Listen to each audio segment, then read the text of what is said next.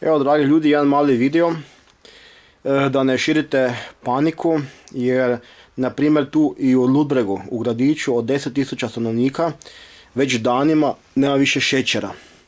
Sad bi neki rekli to je nekakav blackout, jednostavno više ne bude šećera. Ne, to nije zbog toga jer je vlada zamrznula cijene, pa trgovine ne žele prodavati više stvari koje su kupile skuplje, nego je to zbog toga jer upravo sada je bila berba grožđa i onda ljudi trebaju šećer da bi oni napravili vino.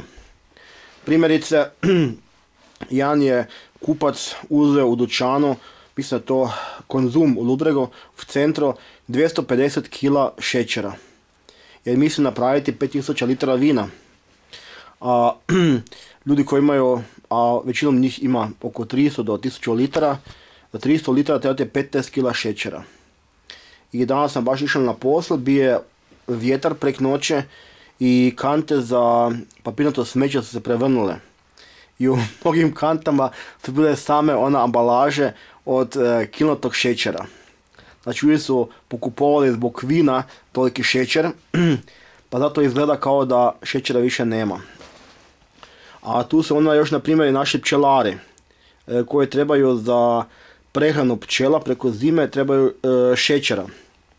Jer uzmu pčeli meda i onda moraju prehranjivati sa šećernom vodom.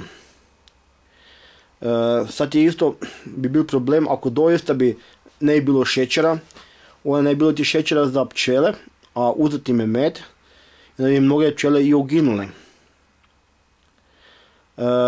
U Plodinama već danima vidim da su police prazne tam gdje je bilo šećer.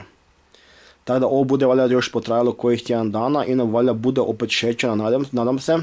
Ovo nije još lockdown. Ovo snimam zbog toga jer mnogi kažu da ja dižem paniku dok je nepotrebno, a sad je zapravo nepotrebno dignuti paniku zbog toga jer nema šećera. Ulja ima, ima još i brašna. Danas su trgovke u Plodinama punile regale sa uljem, znači to je još tu, ali jednostavno šećera nema zbog tih vinara i zbog pčelara.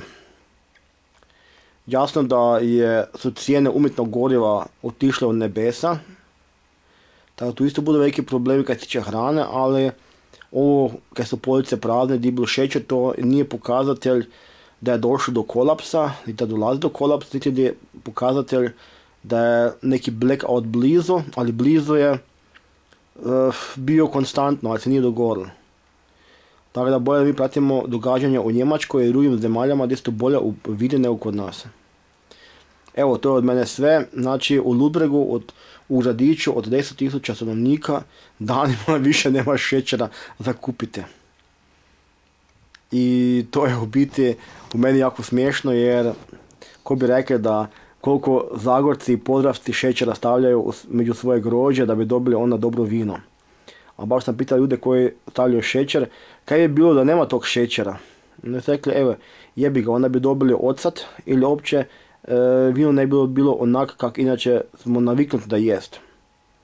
Tako da ako doje stvarno do lockdowna, do blackouta i ne bude šećera, baš me zanima kako onda bude naš svijet izgledalo, ali to očito se nije sad još dogodilo i budu stigle nove zalihe šećera, samo da prvo riješimo naše vinare i pčelare.